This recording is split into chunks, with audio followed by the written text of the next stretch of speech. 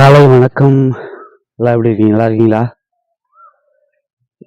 காலையில் மணி 6:15 ஆச்சு. இப்போ கொஞ்சம் எழுந்துச்சு ரோட்டில் கொஞ்சம் நேரம் வாக்கிங் பண்ணலான்னு வந்தேன். காலையில் கொஞ்சம் கிளைமேட் சூப்பராக இருக்கும்.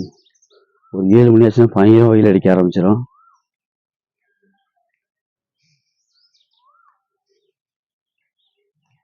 மழை பெஞ்சதுன்னா இந்த கம்மா பயங்கரமாக ரொம்பிடும். இந்த லைன் ஃபுல்லாக இதுவும் 2 ஜாயிண்ட் ஆட்டோமேட்டிக்காக ரோடை பிளாக் பண்ணிடும்.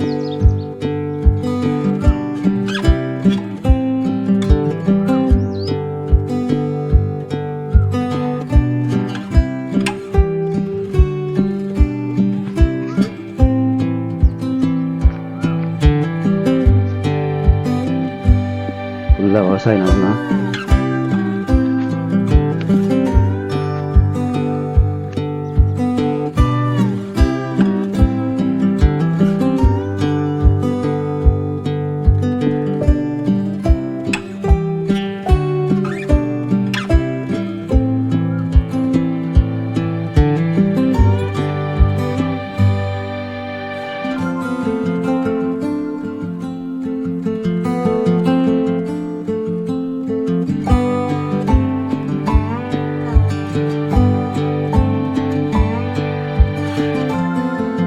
அதான் எங்கள் ஊர் உள்ள இருக்குது.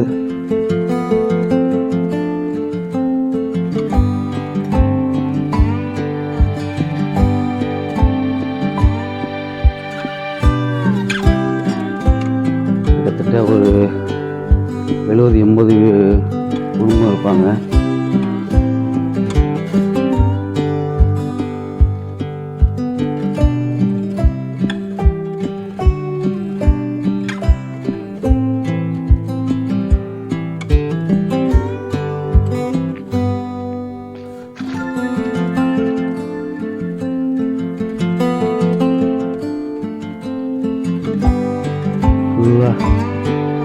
காட்டுக்கு ஃபுல்லாக தேடி பார்க்கறது.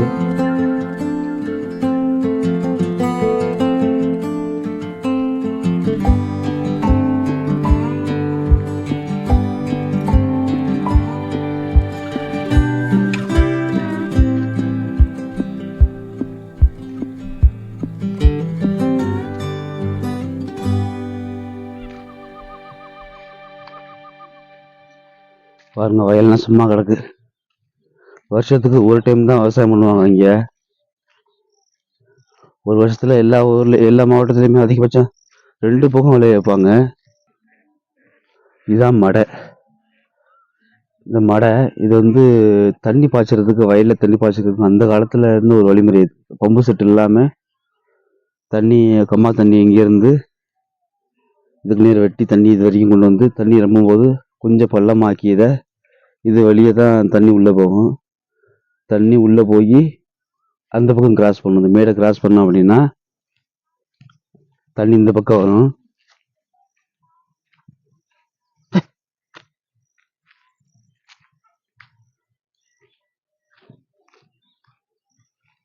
தண்ணி இந்த பக்கம் வந்துச்சு அப்படின்னா இங்கேருந்து இந்த வாய்க்கால் வழியாக அப்படி எல்லா வயலுக்கும் 1 hour 2 hours 3 hours அப்படின்னு சொல்லி டைம் கணக்கில் தண்ணியெல்லாம் பாய்ச்சிக்குவாங்க. இதுதான் அந்த காலத்து வழிமுறைகள். அந்த காலம்னா ரொம்ப அந்த காலம் தான். சொல்லப்போனால் 50 வருஷத்துக்கு முன்னாடி கூட இருக்கலாம். இது கட்டிக்கிறதுல 50 வருஷம் வரைக்கும் இருக்கும், கூட தான் இருக்கும். நான் பிறந்தே இருக்குன்னு வச்சுக்கோங்க, மினிமம் 35 வருஷம் ஆச்சு. அதுக்கு முன்னாடியிருந்தே இருக்குது. அந்த காலத்து வழிமுறைகள் அப்படி தான் வயலுக்குலாம் தண்ணி பாய்ச்சிக்கிறாங்க.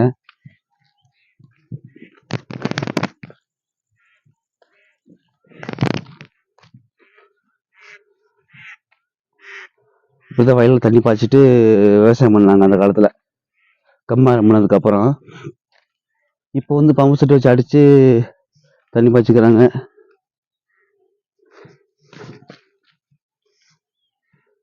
பாருங்க, எல்லா வயலுமே சும்மா தான் கிடக்கு. லாஸ்ட் டைம் இப்போ உழுது போட்டிருக்காங்க போல. சும்மா தான் கிடக்கு எல்லா வயலும். ஏன்னா இது வந்து வருஷத்துல மினிமம் 2-3 போகம், 2 போகம் விளைஞ்சா கூட பிரச்சனை இல்லை. ஏன்னா இங்கே ஒரு போகம் தான் விளையுது.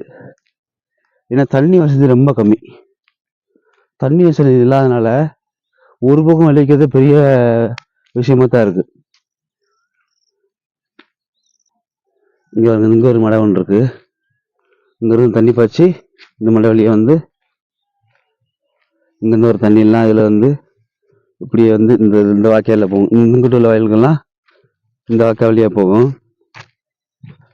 இதுக்கு நேர போய் அவங்களுக்கு ஒன் ஹவர் பிரிச்சுக்குவாங்க. ஏன்னா இப்போ வந்து மழை பெஞ்சா மட்டும்தான் இங்க வந்து விவசாய விலை. மழை பெய்யல அப்படின்னா எல்லாமே காஞ்சு போயிடும். வருஷத்துக்கு எப்போ அந்த மழை சீசன்ல மட்டும்தான் விளையும். விளைச்சலே கிடையாது. அதுக்கப்புறம் விளைச்சலே கிடையாது. ஏன்னு கேட்டீங்க அப்படின்னா மழை வந்து சீசன் பெஞ்சு முடிஞ்சதுக்கு அப்புறம் விவசாய நெல் விதைக்க ஆரம்பிச்சிருவாங்க. நெல் மட்டும் இந்த மண்ணில் விளையும். நெல்லை தவிர மற்ற எந்த விவசாயமே எங்கள் ஊர்ல கிடையாது. நெல் மட்டும் தான், ஒரு போகம் மட்டும் தான், அதுவும் மழை சீசன் மட்டும்தான். இப்போ பார்த்தீங்கன்னா உங்களுக்கு ஆவணியில விதைச்சாங்க அப்படின்னா புரட்டாசி, ஐப்பசி, கார்த்திகை, மார்கழி. மார்கழியில் 4 மாசம் அதிகபட்சம் தையில் அறுவடை பண்ற மாதிரி 4 மாசம் 5 மாசத்துக்குள்ள அறுவடை முடிஞ்சிடும். 5 மாசத்துக்கு அப்புறம் மற்ற மாசங்கள் எல்லாமே ரெஸ்ட் தான். மற்றபடி இந்த மண்ணில் எதுவுமே விளையிறதுக்கான வாய்ப்புகளே இல்லைங்கிற மாதிரி இருக்கு. அந்த காலத்துல இருந்தே இது யாரும் ட்ரை பண்ணலையா, இல்லை எதுக்கும் ரிசர்ச் பண்ணலையா, எதுக்கு ஒரு டைம் அக்ரிகல்ச்சர் காலேஜில் போய் ஒரு டைம் மண்ணை கொடுத்து இல்லை வேற என்ன விளையலாம்னு சொல்லி ட்ரை பண்ணோம் அப்படின்னா புதுசாக ஏதாவது உருவாக்கலாம். அதுக்கெல்லாம் இங்கே யாருக்கும் நேரம் கிடையாது. மிஷின் மாதிரி வாழ்க்கை ஓடுறதுனால நேரம் இல்லை. இந்த மண்ணில் அதிகபட்சம் மணல் சார்ந்த மணல் இது. மண் அப்படின்னா களிமண் இருக்கு, செம்மண் இருக்கு, கசல் மண் இருக்கு. இது இல்லாமல் இது கொஞ்சம் ஆத்து மணல் மாதிரி ஒரு மணல், அதிகமாக ஹீட் ஏறும். அதனால நெல் மட்டும்தான் நல்லா விளையும். நெல் நல்லா விளையும், சும்மா சொல்ல சூப்பராக விளையும். மிளகாயும் ஃபர்ஸ்ட் விளைஞ்சது, மிளகாய் கடலெல்லாம் போட்டாங்க அப்படின்னா எல்லாமே விளையும்னு நினைக்கிறேன். ஆனால் அவங்க யாரும் ட்ரை பண்ணல, தண்ணி இல்லாதனால நம்ம ட்ரை பண்ணல. மினிமம் ஒரு டைம் சின்ன பிள்ளையா இருக்கும்போது விளைஞ்சதெல்லாம் நெல்லுக்கு அப்புறம் இது போட்டோம், கடலை போட்டோம். கடலெல்லாம் விளைஞ்சது. அதுக்கப்புறம் தண்ணி இல்லை, தண்ணி பற்றாக்குறதுனால அதெல்லாம் கண்ணி பண்ணுறதுன்னு நினைக்கிறேன்.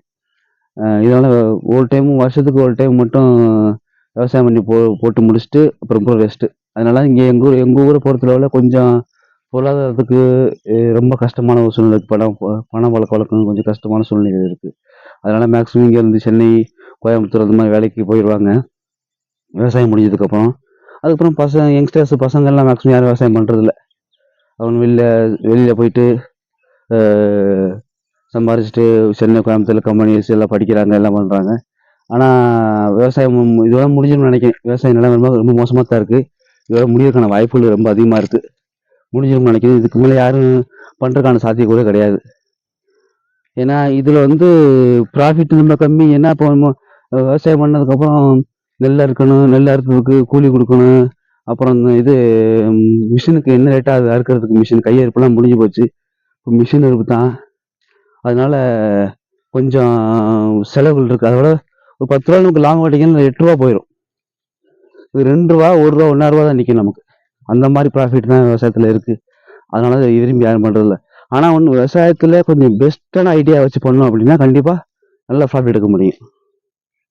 இதுதான் மெயினாக இருக்குது. எங்கள் ஊரை பொறுத்தவரை வறண்ட மாவட்டமாக தான் இருந்தது ஃபஸ்ட்டு. இப்போவும் அப்படி தான் இருக்குது. வானம் பார்த்த பூமி. அது என்னைக்கு மாறுதோ அப்போ தான் கொஞ்சம் வாழ்க்கை முறை மாறும், விவசாய நிலையம் மாறும். போர்வெல் கிணறு போட்டோம் அப்படின்னா கடற்கரை ஒட்டினால பயங்கரமான உப்பு தண்ணி வரும். அதனால் அதுவும் ட்ரை பண்ணோம். அதுவும் உப்பு, பயங்கரமான உப்பு.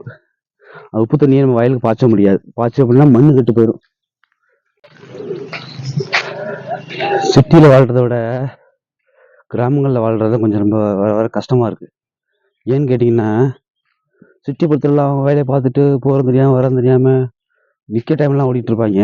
வில்லேஜில் விவசாயம் முடிஞ்சு வச்சுக்கோங்க, ஒரு வேலையும் கிடையாது. இவனடா கவுக்கலாம், இவன்டா முன்னேறான், அவனை அடிக்கலாம், அவனை எப்போ இதிலே மாட்டி விடலான்னு யோசிப்பாங்க கிராமங்களில் அதிகபட்சம்.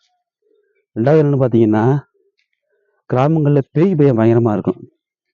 ஒருத்தர் இறந்து போனாங்கன்னு வச்சுக்கோங்க, அது வீட்டை விட்டு வர மாட்டாங்க. 6 மணிக்கெல்லாம் வீட்டுக்குள்ள போயிடுவாங்க, சாப்பிட்டு படுத்து தூங்கிடுவாங்க. அந்த மாதிரி பேய் பயம் பயங்கரமாக இருக்குது. சிட்டிலையும் இறந்து போகிறாங்க, ஆனால் கிராமங்களில் பேய் பயம் இன்னும் இருக்குது. இப்போலாம் ஒருத்தர் இறந்து போனாப்புல, இறந்து போய் 4 மாதம் ஆச்சு. 8 மணிக்கு 7 மணிக்கு மேலே ரோட்டில் யாரும் நடக்க மாட்டாங்க. பயம், பேய் அடிச்சிடும் அப்படின்னு இன்னும் முழுசாக நம்புகிறாங்க. பேய் இருக்குது, பேய் முனி இருக்குது, அது இருக்குது, காற்று இருக்குது அப்படின்னு சொல்லி இன்னும் முழுசாக நம்புகிறாங்க கிராமங்களில் மட்டும். அதே சிட்டியில் எவ்வளோ நடக்குது, ஆக்சிடென்ட் நடக்குது, இறந்து போகிறாங்க, எல்லாம் பண்ணுறாங்க. ஆனால் அந்தளவுக்கு அந்த நம்பிக்கை இல்லை, டைம் இல்லை யோசிக்க யாருக்குமே. இங்கே என்ன வேலை விவசாயம் முடிஞ்சதுக்கப்புறம் சும்மான வேலை, போகிறது வர்றது, டீ குடிக்கிறது, படுக்கிறது, அவ்வளோதான் வேலை. அதனால என்ன பண்ணுறாங்க அப்படின்னா பேய் பயம். இன்னமும் இந்த இதில் என்ன சொல்கிறது, கிராம வாழ்க்கையில் இந்த பேய் பயம் ரொம்ப அதிகமாக இருக்குது. ரெண்டாவது யாரா கெடுக்கலாங்கிற எண்ணங்கள் அதிகமாக இருக்குது. சிட்டியில் மேக்ஸிமம் கிடையாது. யார் பக்கத்தில் யாருன்னா கூட சிட்டியில் கிடையாது. கிராமங்களில் என்ன அப்படின்னா சின்ன ஒரு 50 வீடு 100 வீடு தான் இருக்கும். யார் பணம் சம்பாதிக்கிறது, யார் முன்னேறது, யார் வேலைக்கு போகிறது, என்ன வேலை பார்க்குறான், எல்லாத்தையும் வாட்ச் பண்ண ஆரம்பிச்சிருவாங்க.